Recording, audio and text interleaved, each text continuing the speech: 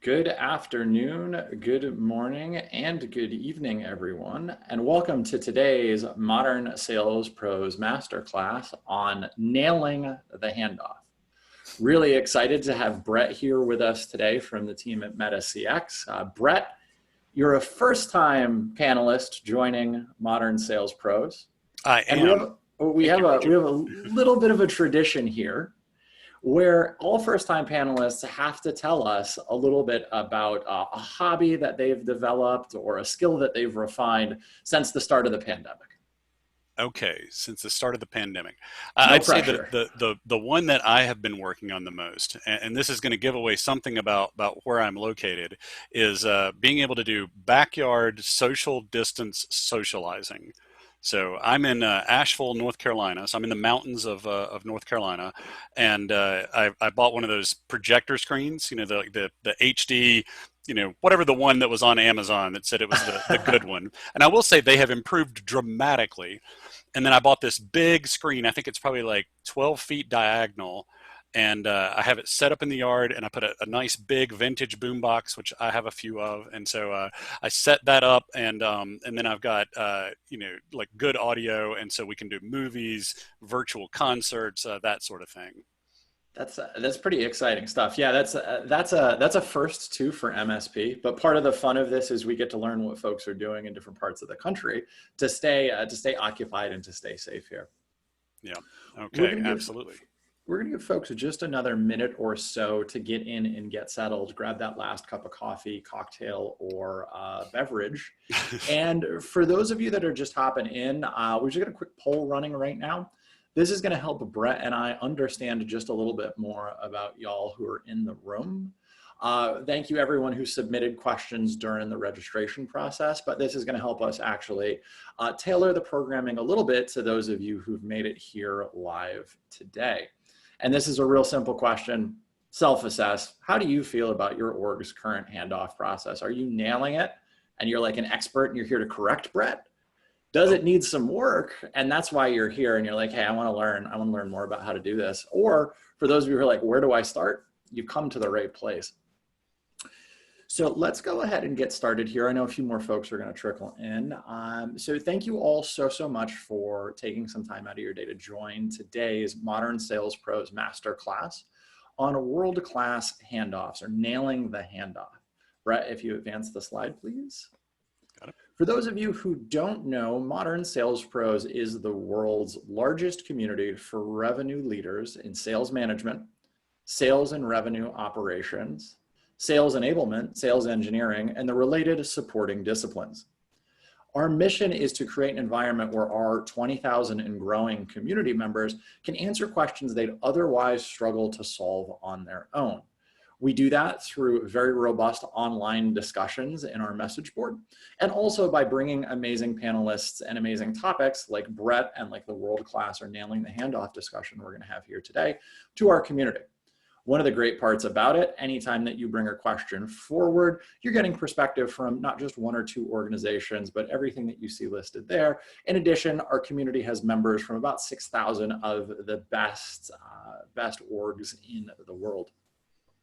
For those of you who aren't members, you'll be invited to join afterwards.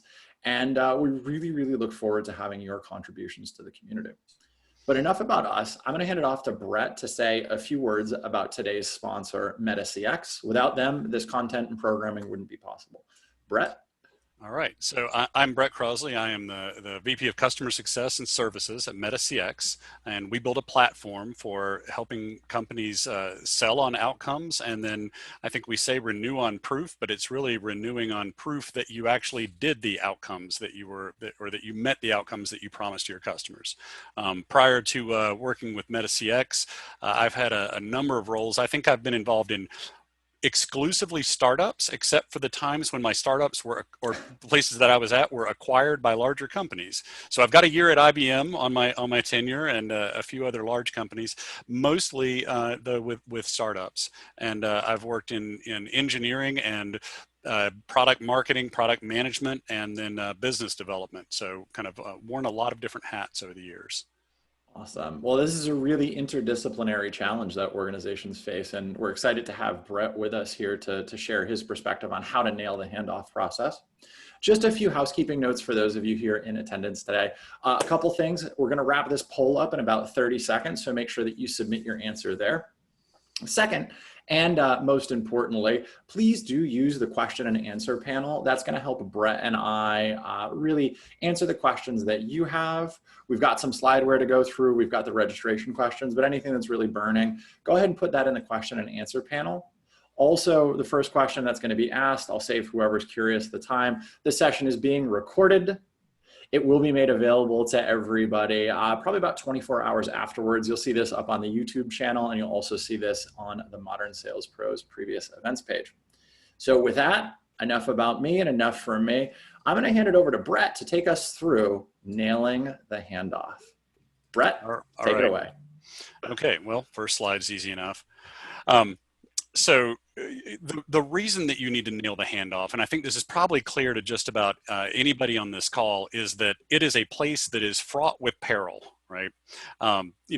What happens is that there are a lot of things that can go wrong. You might have made promises that your solution can't keep. You might be focusing on the wrong things to begin with, right? You could have set up your CS team to where they don't know exactly what the criteria are for renewals. And it's also an opportunity to get a bad start to the relationship. If a handoff gets fumbled and if it looks bad, it makes it difficult to recover from. When really it should be a place where it's really straightforward and you're able to go, okay, I know what to go do next. And I was going to ask you, Richard, if you've got an example, what's the worst handoff that you've ever experienced? Oh my goodness. So I was working, this is when I was running solutions engineering in a previous life. And we had closed the deal, and stop me if you've heard this one before, wasn't the best fit, end of month, end of quarter, and they wanted to kick off literally right away after signing the contract. Literally that moment they wanted to kick off. It was end of month, end of quarter. It took us 48 hours to get resources assigned, and the customer was incredibly furious to the point where that service degradation out of the gate actually came up at renewal. And that was the reason they didn't renew with us, because they had such a frustrating experience at that point in time. Yeah, totally understand. I've seen things like that. I had a perfect storm. I'm not going to name the company, but it was it was enterprise software. It was the sales rep's first large deal. I think the only other deal that they had closed with us was really small. They accidentally sold features that we didn't have, and then our sponsor left the company right before the kickoff meeting. Right, so the person who was like our main contact left. I know how that can go wrong. So anyway, I don't think we need to spend too much time on that. I think that everybody has had something that was terrible. And then I'll admit I didn't write this slide. When I saw it, I was thinking to myself, if I can just make the handoff seem perfectly professional and aligned to what the customer said that they were trying to achieve, I'm going to call that a win. But delight would be the goal, right? So if you shoot for delight, but you get to it just worked perfectly, I feel like you've probably nailed that. All right. So this next question or next kind of piece to this, I'm a seller, and why should I care about the handoff? I thought about this because it's something that's come up before that I've heard people talk about. But in my experience, sellers actually do want the handoff to work well. They want the customer that they just sold to be happy, to get real value out of the product. The problem is not about caring, it's about time and effort. Because as soon as they close that deal, it's not like the head of sales is going to look at them and be like, take your time and let's just go make sure that this works well. They're expected to be out working on the next deal that they've got up. So what we've got to focus on is trying to make handoffs work efficiently and effectively so that sellers can do them well. But I do have a few concrete reasons why you can tell sellers that they should care about the handoff. And I think that they're obvious. The best way to get more customers is to point to existing customers that are successful in a way that your next prospect is trying to also be successful, right? So just grooming for the next batch up. And then the other piece is, as a seller, you need all those people that are downstream from you to help you win deals, right? It's not like people live in a vacuum. I can't remember the last time that I was on a deal where we were not trying to bring in solutions engineering, customer success, project managers on the implementation side, technical resources to actually, make that deal happen. Those same people are going to be the downstream recipients of what you're doing. And so if you build a good relationship with them and you are invested in making the handoff work, you're just going to get better results working with them. So it's professional within the company. Um, and then the final one, and I think there was somebody that asked a question. I think it was Andrea Edmonds had asked, how to get the sales reps to understand that the quality of the handoff determines the long-term fit and happiness with the product and company. It's a great question. Wonderful question. I personally think that the only way you can do that over the long term is to align some part of your compensation plan with customer success. And that's tricky. It's fraught with peril of its own. But I do know of multiple successful, large companies that are working on some version of that, because I think that people are going to recognize that if that's where your long-term revenue stream comes from, that doing anything else over the long term is not going to be successful. I don't know if you have any thoughts on that, Richard. Yeah, I was actually going to add, it's something we've talked about a lot in the modern sales community, but I wanted to double click into that a little bit. Brett, are you seeing that a little bit more in the face of sort of the coronavirus pandemic, with so many customers recognizing, or sorry, so many organizations realizing their customers are their most important asset? It's what's going to help them weather storms of uncertainty. So doubling or tripling down on making sure that they're set up and executing correctly as soon as possible in their life cycle.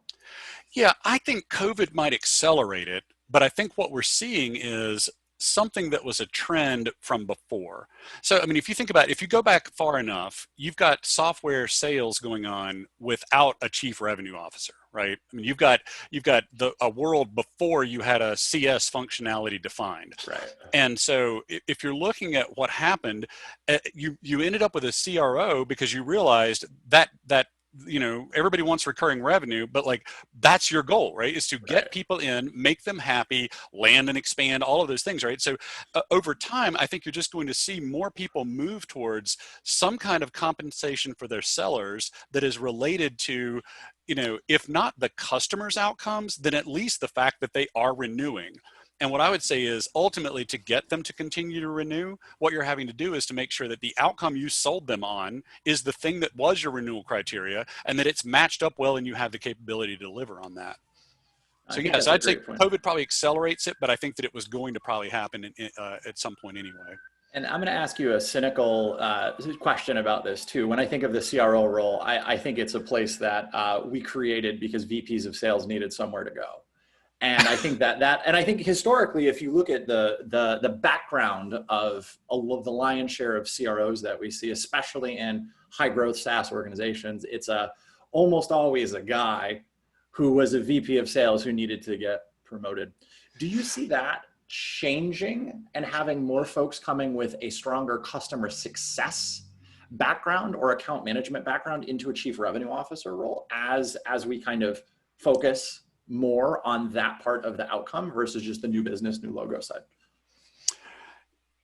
I think that you're going to see that happen. I feel like it is a shift that has been occurring, right? So if you think about how long we've been doing something that looks like selling on value, right? So if you go back and you look at things like solution selling and you look at force management and what they do, look at Miller Hyman, there's enough commonality in really, I'd say like every modern sales process, sales methodology, where it's definitely something that has been on the top of mind, even in the sales organization. It's just been difficult to do, and they weren't rewarded on it, which is why sales was viewed as a transactional position, and the head of sales was something that had such high turnover, right? It's like, okay, well, sales were going up. I guess you did a good job. Sales are not going up. Let's go find somebody else, regardless of like what the actual market factors were, right? I mean, that was, or the rest of the company. And so I do think CRO I think it's the right role, and how we got there. I don't know, but I can definitely see what you're talking about, that cynical side. And you're or right, maybe they do come from sales, right? almost always. And I think that that's something too, where as boards understand this a little bit more, as founders understand this a little bit more, their path to a big multiple isn't just that new business number. Yeah. It is the growth of existing business. And I think it was I don't remember what study, but depending on who you believe, it's between 7 and 25 times cheaper to upsell an existing customer than it is to try to go out and acquire a new one. So Yeah. there's some value to be exploited there.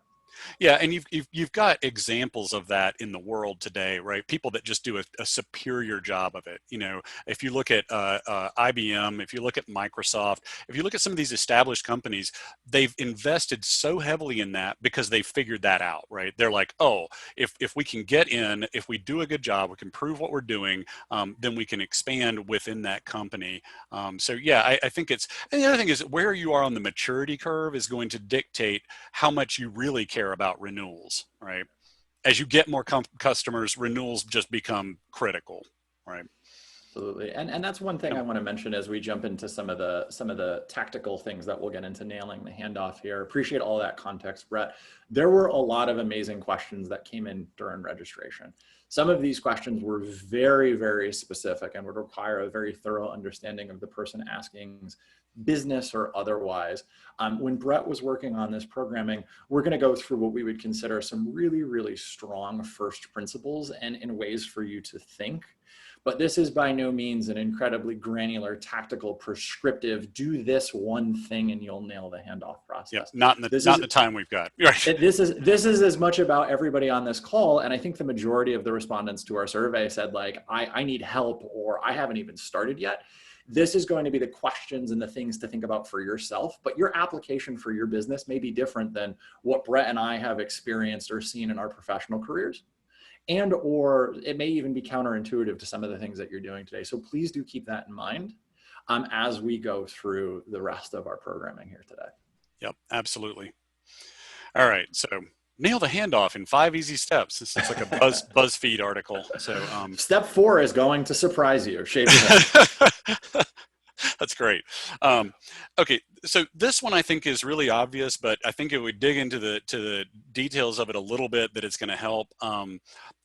Shared success plan, I think, is absolutely critical. The shared part is really important. And so, I'll just start with this. So we think of success plans as having really 2 key components, right? Like if we think about like we Meta CX sees it, this is also just my opinion. You've got 2 parts to it. One is a set of outcomes that look like things that your customer cares about, right? That they really care about.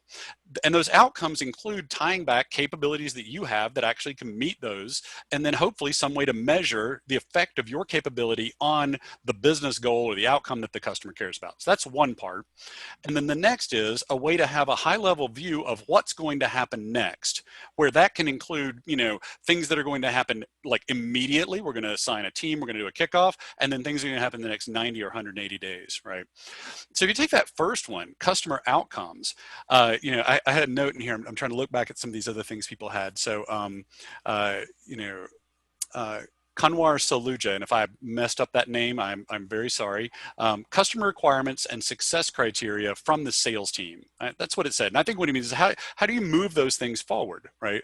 And so my view on this is outcomes start in sales. If you're doing a good job, you are selling based on outcomes. And I'll give an example. So a marketing automation company that we worked with, one of the things that they claim is they can increase the speed to market for marketing assets. So if you think about getting a PDF created and out the door, or getting a television commercial created, radio spot, whatever that is, marketing automation company, one of the things that they can do is they can increase that speed to market. And so that's a great outcome. It matches their capability. That's literally what their product is designed to do. Part of it is like that, automating that workflow, getting things through legal and approval from, all the people that they need to be approved from. It's a thing they do. It matters to the economic buyer. In this case, that's probably a chief marketing officer, right? So that means that it kind of scores well on our outcome strength meter. It's also measurable. You can measure the amount of time that it takes to move a piece of collateral through. And so what they're looking for is that outcome would be decreasing the amount of time that it takes to do it. And so that's an example of an outcome that you could position in the sales process, right? So this is something you can use in the sales cycle. And if you've got a set of outcomes where that's one of the possible outcomes for a particular target market, right? If you've got a set of outcomes that look like that by market segment, you can position those with a buyer, and you can have that person go in and rank them and say, do I have these in the right order? Have I stated them in your language? Does this look like the things you care about?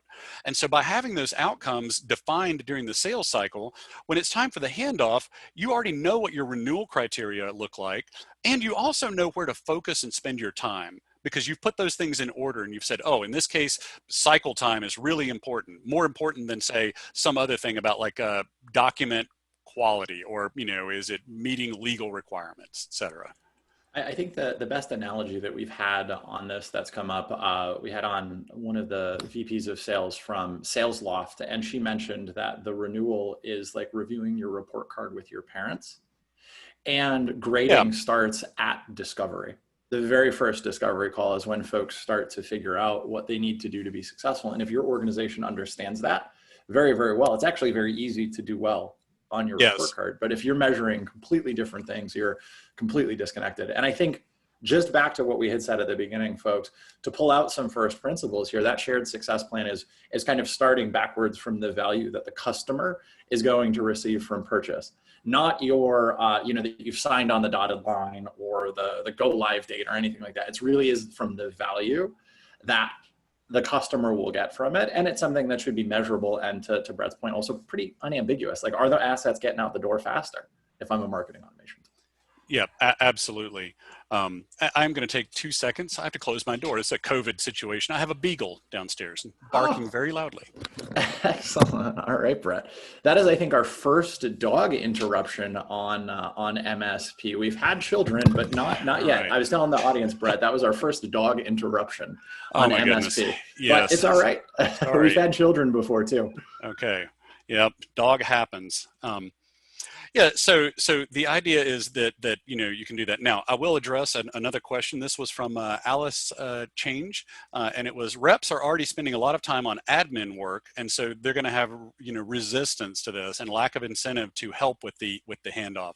And so one of the things that I would say to try to address that, we believe in building outcome libraries in advance for use by sales reps. And this is not to say that it's cookie cutter, but you know what your capabilities are that your company provides. You know who your target markets are that you sell to. You have some understanding about what the business problems and business pains are.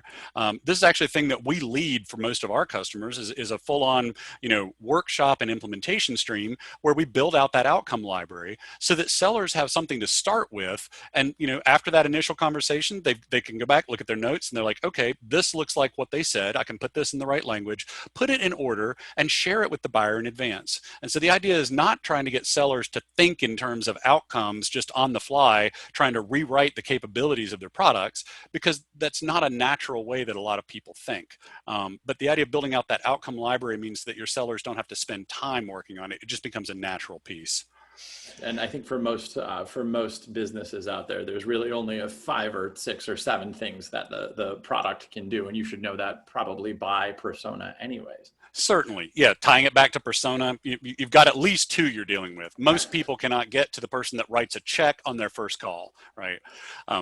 So from there, that's the idea behind that part of the outcome. And I would say trying to make things measurable so that every outcome that you're trying to present in front of a customer, when you're thinking about outcomes, if it's something that doesn't look like it's possible to measure it, if it is that subjective, or if it just looks like something that you're going to meet one time and then never go back and revisit, it's probably not the kind of thing that you're trying to build as an outcome at the beginning, because outcomes are supposed to look like renewal criteria. They're supposed to care to people, and they should be the kind of things that make people want to write you a check. And I'm very straightforward with, I get on the phone with existing customers. I show them the list of outcomes that we've got for them in MetaCX, and I'm like, that number one, is that the right one? Is that the thing that's going to help you, in your job so much that, you're going to get a raise, or, at least you're going to get recognition? Because that's the kind of focus that we're looking for.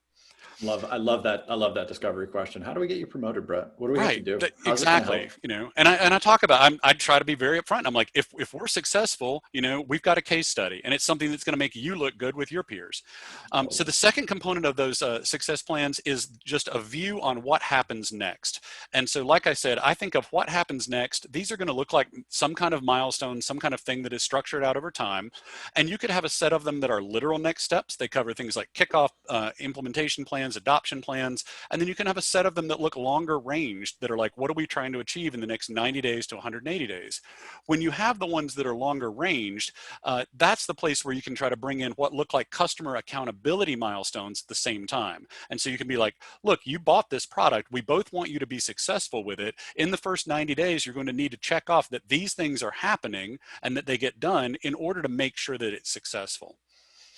I had one other piece that I added to this, which is to try to set up expectations clearly when you're doing this. And as you do that, have a real understanding about how much time you are willing to spend with a customer. If it's an SMB market and you know in advance that you don't have that much available time, don't make it look like you're going to spend that much time, and spend more time on customer accountability steps. Here's what you're going to have to do because we are not going to be able to spend that much time helping you.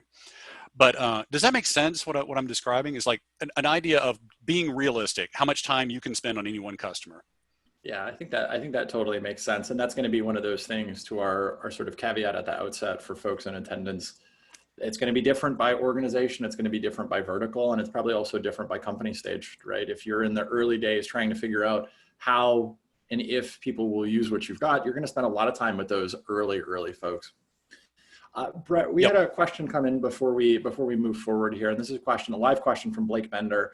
A long question. I threw it in the chat panel for you, but the gist is, how do you keep the lines clear between AE and CSM if you have the AE on maybe the handoff call or a kickoff call or something like that? Sure. So I can tell you how we do that. And I think it's dependent on the complexity of your product and your implementation and the relationship that you've had. So I guess the first part of that is before thinking about having the AE on the kickoff call, I would probably suggest having the CSM on a call with the customer prior to handoff. Right. This can be literally before the deal closes in many cases. We try to do it like that so that you're building up some trust and some credibility early on. You're introducing them to these team members, and especially if you've gotten far enough down in the cycle where it's in contract, right? You're just working on getting terms finalized. That's a good time to bring the CSM on board, and now you've at least started that relationship. And then the other piece that we are fond of is something that looks like a pre-kickoff, where you're trying to set the right expectations about who you need to have on the project. Those usually include the economic buyer, right? The person that's written a check, so that you can establish who the stakeholders are going to be, because you might need them to change who those stakeholders are prior to what looks like a kickoff. And so if you've got the AE on that pre-kickoff, where it's an AE, it's an economic buyer, it might be your sponsor as well, and it's you've got CS involved, I feel like that's a good way to try to transfer that to make sure that you've introduced them early enough. And I want to just highlight something that Brett had said at the very beginning of this, which is crashes happen at intersections. It's actually going to be very complicated for your customer to figure out who to talk to about what if you're not clear in explaining that to them. So we've seen, and I think we've had a few, and I know Sales Loft has talked about this, but others have as well. Be super upfront with your prospect or with your customer about who they're going to work with and for what. And if you set that expectation clearly, like it's not hard, but maybe you have to figure that out for your org. And it's also not rude. I feel like now people definitely appreciate clarity.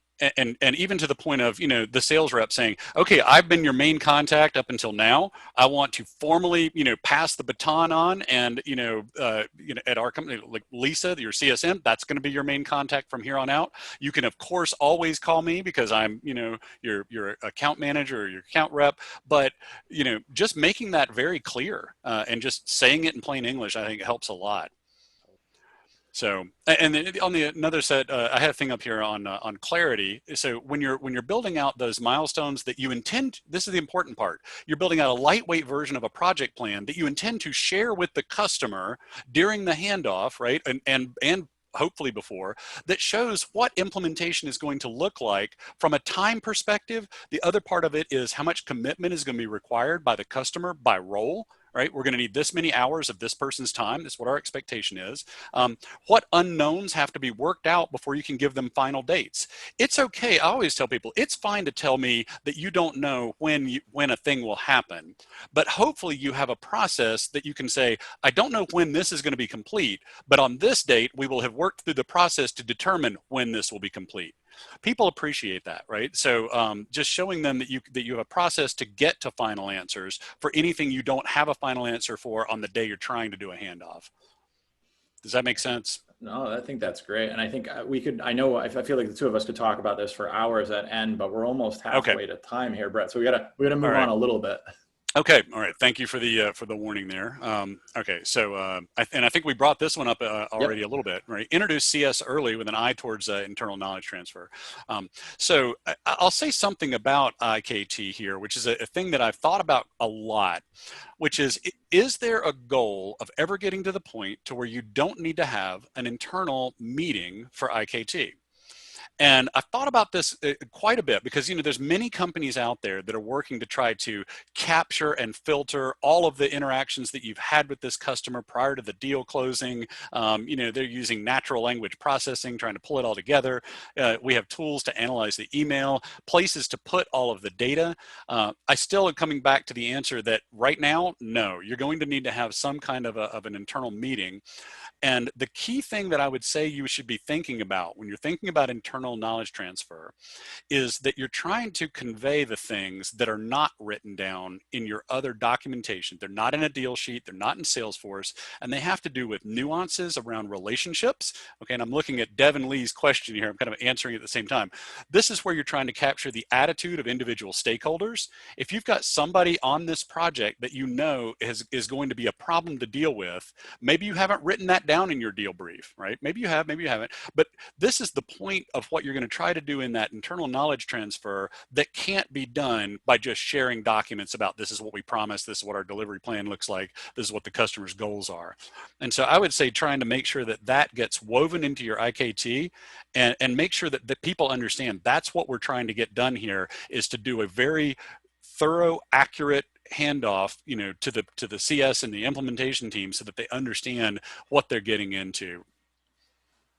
And an example of this would be we're working with Brett here, but it turns out Brett has maybe these idiosyncrasies in how he communicates, right? He'd rather you email than text, or he'd rather you text than email or Slack, Sure. or whatever, those sorts of things. Yeah, and even understanding, like, sometimes you might have somebody, you've closed the deal, but one of the people that's a stakeholder you have to work with, they didn't really want your product. They liked the competitor, right? It's good to know that. It's good to establish that so that you've got a really good, clear understanding about what that looks like. Because at the end of the day, I mean, one of the reasons why when I talk about selling on outcomes, I'm like, companies don't have outcomes that they care about. People have outcomes. So in our case, when we sell, we're selling to chief revenue officers, right? But we're being brought in. Our sponsor might be a VP of sales enablement, could be VP of sales, it could be VP of customer success. Those people have a different set of things that they care about. They probably roll up if they're doing a good job. But understanding, how those relate to individuals is going to allow you to relate to them better. And the other thing I would add is the idea is that you did a lot of work in those success plans. So hopefully prior to IKT, you have a success plan. You know what the top 3 outcomes this customer cares about. You understand how you would measure them, right, at some level, even if it's manual measurement. You know what your product capabilities are, and you've worked through the basics of what that plan is going to look like for here's what the kickoff's going to be, here's how this meeting cadence is going to go. And so the IKT is adding color to that success plan so you can make it effective. Excellent. All right. So avoiding jump balls. So this one was written by somebody else that I had talked to, and I do like it, but I added one. So the jump ball is bad when 2 people go up and try to do the same thing. What's worse is you throw the ball in the air and nobody jumps, right? So working out in advance of handoff, who's doing what, make sure it's clear who's in charge. And then the key thing that I think for this is back to our discussion about when you're handing over from an AE to a CSM, make sure that the CSM is now taking the lead. If you have people that are on the implementation side that have strong personalities, that's great and that's fine. But the CSM at this point should be taking on the lead because they are responsible for renewal. I say CSM, it could be a SAM, whoever is going to be taking the lead at handoff, make sure that everybody knows that, everybody on your team knows that, and make sure that they know that their job is now to take over and drive this thing through, or make sure that all the pieces happen from now until this customer leaves, or, that's really it, right? And to keep them from leaving. So I would say that that's sort of just a part of the process you're going to have to work through. And it feels like that's something too, where back to the point you said before around, hey, I helped close the deal. I'm the AE. Brett is going to be your CSM. You can reach out to me at any point in time, but Brett's really going to be your main point of contact. Right. I feel like that's an important area too, where maybe immature organizations, they say a lot of that.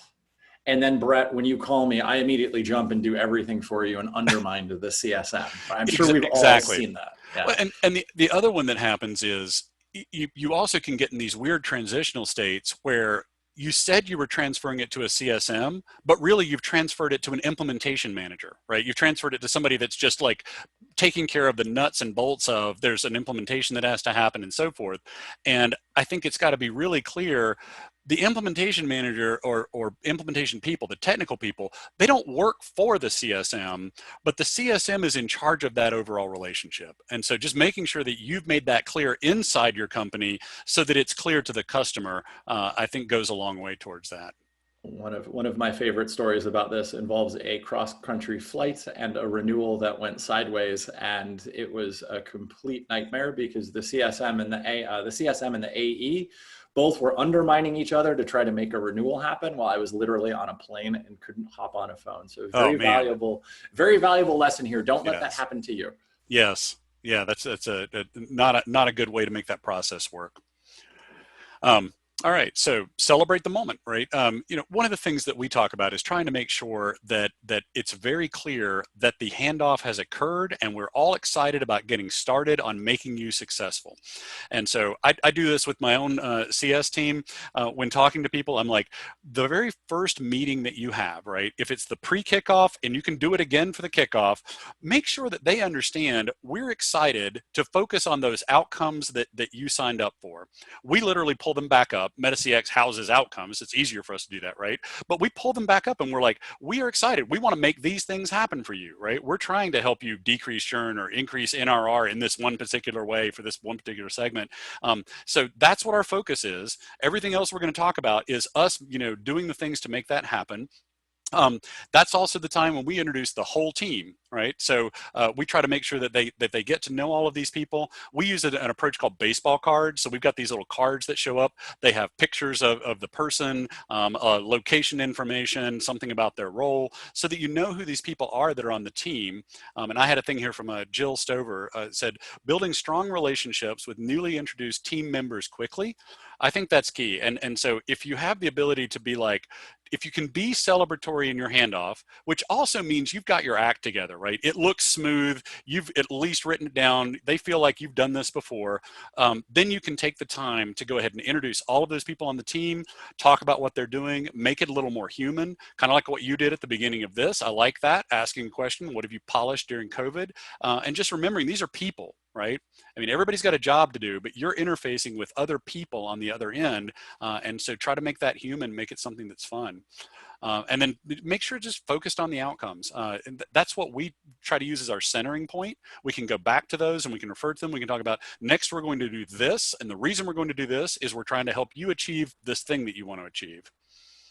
And it seems like that's an important part of the stakeholder switch off, or there's a new person I have to build a relationship with, to really start back at the beginning and say, hey, Brett, really excited to have you here. Here's what we're investing in together. We're going to unlock this outcome for you faster faster tweets out there or whatever the marketing automation tool is. Yeah, absolutely. We talk about it. There's another place where the same thing comes up, but I feel like it's identical to the way that I described it before. Let's say that the key person that you're involved with at the buyer, let's say, or your customer, and that person leaves the company, and now you have to go in basically and resell the relationship, right? So when I talk to my team about that, and even how to coach our customers on how to do that, it's a lightweight version of the same process you use to sell them.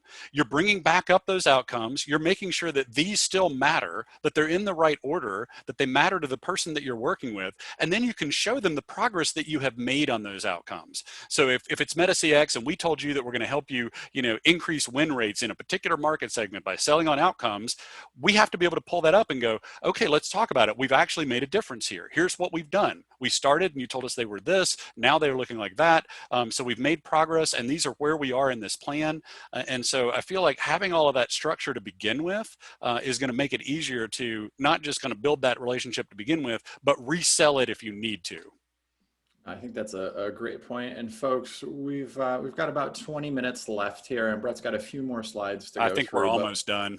Yeah, please do use that Q&A panel. This is an opportunity. Obviously, Brett's dropping some serious knowledge here, but anything specific you want us to dive deeper into, this is your time as much as it is Brett and ours to chat.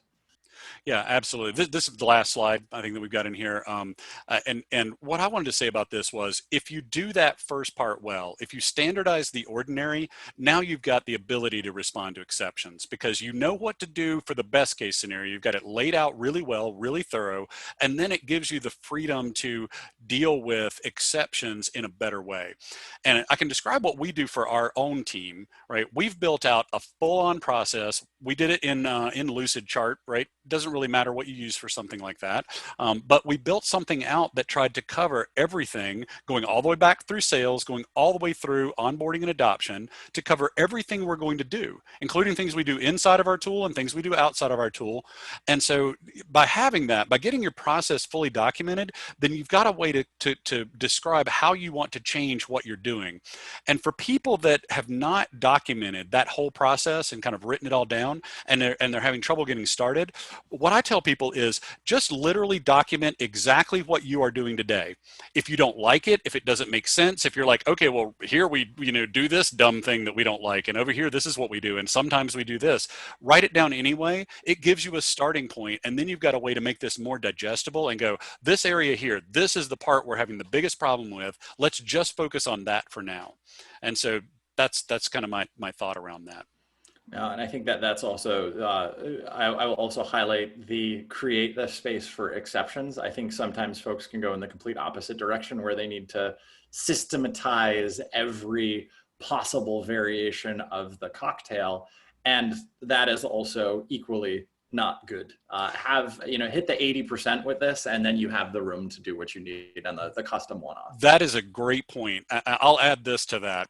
I think that there's a tendency in the software world, right? And I work in this world where we're building tools to help do this. There's a tendency to try to put all of the process into software, right? You're building playbook after playbook. You've got save plays. You've got all these other things. You've built them in whatever tool you're using to do that. In reality, it's probably better to just focus on what would you want to do. Just draw out the process that you intend to follow that looks like something human beings can do, even absent software, right? You just write it down like, this is the place where we do this and where we do this. And that way you end up less building something that is restrictive, because what you don't want to do is try to turn your CS team into robots, right? Ultimately, that won't work to give you what you're trying to do. So I think that's a great call out for that. And I think just the other part, we could spend a whole session talking about this, but the last piece on there that I want to highlight that Brett said is really documenting that process and what it should be. That allows you to figure out the investments to make. Does the process need to change? Do you need to deploy more people to it? Or is this a technology solve? And I think if you've listened to one MSP event, you've heard this come up a number of times. Work backwards from the process then the people, then the technology. Don't throw technology at a problem in search of a process, in search of a solution. Like, don't do Yeah, absolutely. And I think that's true. That's not just true in handoff. that. That's true in sales, right? Sales. Like just figure out what it is you're trying to do, what you would want to make repeatable, how you would do it, then go find a tool that matches well with that, right? So yeah, Absolutely. completely agree. So this is actually a great live question that just came in from Conwar here, and I actually have a really strong perspective on this, but interested for yours, Brett. So Conwar asks, just like sales has an MQL to SAL to accepted to opportunity to closed won business, what do you think about having stages in the implementation? Is it like accepted implementation, completed implementation, and so on? Okay, I like that a lot. And yes, I do have an opinion on it. So it's going to depend on what your solution does. But I would say that probably for most of the people on this call, if your solution is not a point solution, if it does something that takes a while to get done, then absolutely, I think thinking about breaking those out. Now, they are a little bit different, right? So what you described for sales before, if you think about sales stages, people can fall out of those, right? That happens. One of the things I told somebody the other day, I was like, think about a sales rep. If they lose 70% of their deals, people are thrilled. They're like, oh, great, 30% win rate. Not We're true winning. in CS, but I think about adoption and adoption, implementation, and sort of ongoing value realization throughout that cycle as definitely something that you can break out into stages. You can break it out into lanes.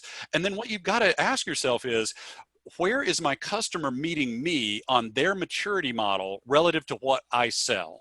I'll give you an example. I used a SaaS-based product that was designed to help you achieve ISO 27001 or SOC 2 compliance, right? So this is security. This thing is so complicated, so robust, but I liked the tool fine, but it definitely assumed that you already kind of had the plan together and you're just looking for a place to drop in the blanks. Yeah. Instead, I think what you've got to think about when you're having people use your product is, where are they? You're going to have some people that are ready to go with what you're trying to use, and then you're going to have other people that are not at the same place that your tool is at.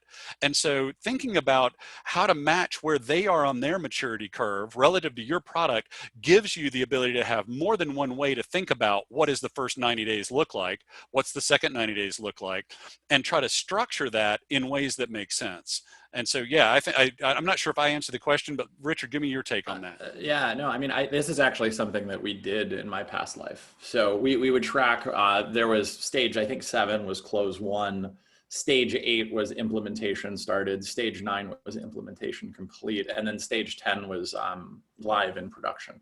Mm-hmm. And this was more from my time as a sales engineering leader, and Conwar and Brett, we used that in part to track really, if we invested sales engineering in a proof of concept in the sales motion, did that accelerate the time to value realization on the back end?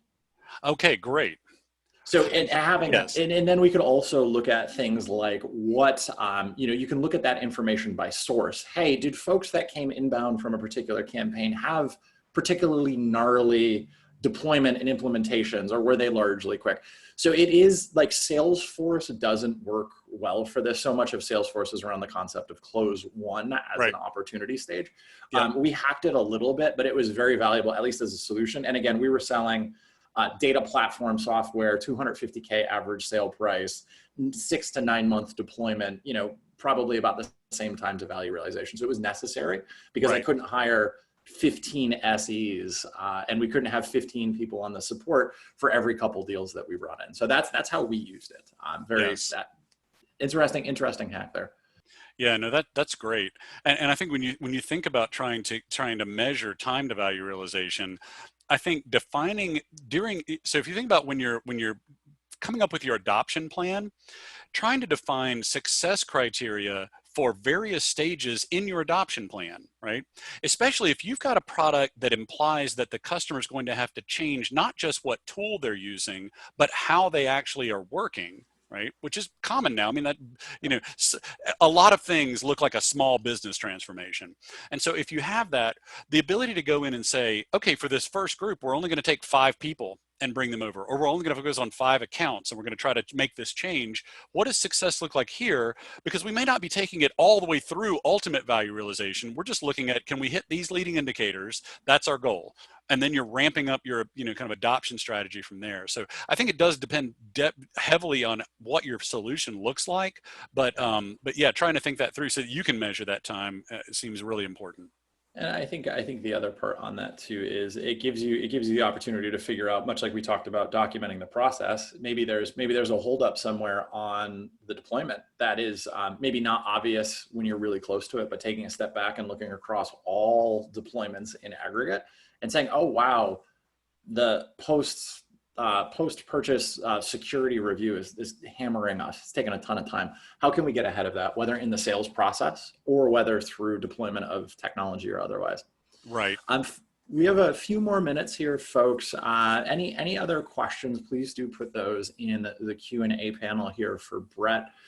Brett, I'm going to ask you a question here. We didn't really talk about this in the prep session, so sorry to put you on the spot. Oh, it's okay. I love those. What's the most common thing that people mess up around the handoff process? Like if you could tell everybody here, like, don't do this thing, or I see everybody mess up this piece of it, what's the one thing that you would say? I would say the most common thing that I understand why it happens, but it also frustrates me the most, is the idea of treating handoff as a CS function and problem.